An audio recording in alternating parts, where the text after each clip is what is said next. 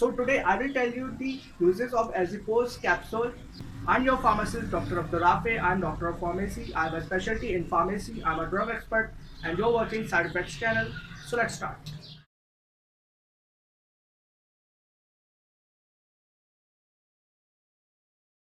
Its brand name is Azipose and its active pharmaceutical ingredient, the generic, is azithromycin. It is a 250 mg capsule and its manufacturer is High Noon Laboratories. Here azithromycin is an antibiotic. It is used to treat a lot of bacterial infections, especially the upper respiratory tract infections, in which it is used to treat chest infections such as pneumonia, infections of nose, throat, sinus infection, and also skin infections. And it is also used to treat sexual transmitted infections also. And it is also used to treat Lyme disease. So it's a very good and effective antibiotic. An important note about this azithromycin is that you should complete its course on time. Like all antibiotics, you should also complete its duration also. Course duration varies according to the severity of disease. If you have severe disease, so its course of treatment or duration would be increased.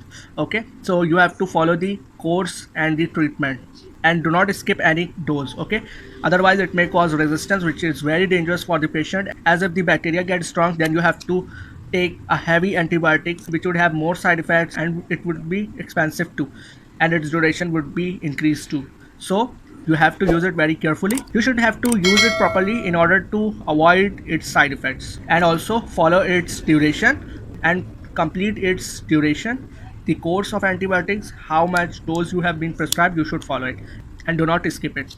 Another note that it is an antibiotic. It is used to treat bacterial infections only, means it can kill bacteria only. You can't use it in viral infections, especially in coronavirus. Okay, you can't use it against coronavirus. You have to use antiviral therapy and antiviral drugs for it. So you should be careful about it.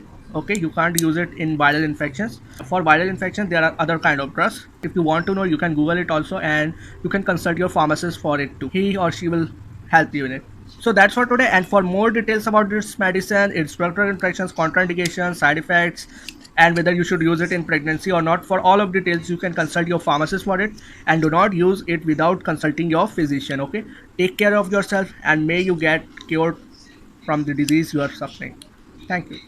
So I hope you found this video informative. Please like it, share it, and subscribe to our channel.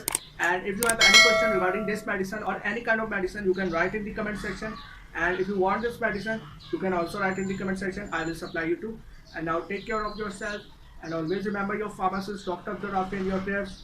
Allah Hafiz. Take care, and Pakistan Zindabad.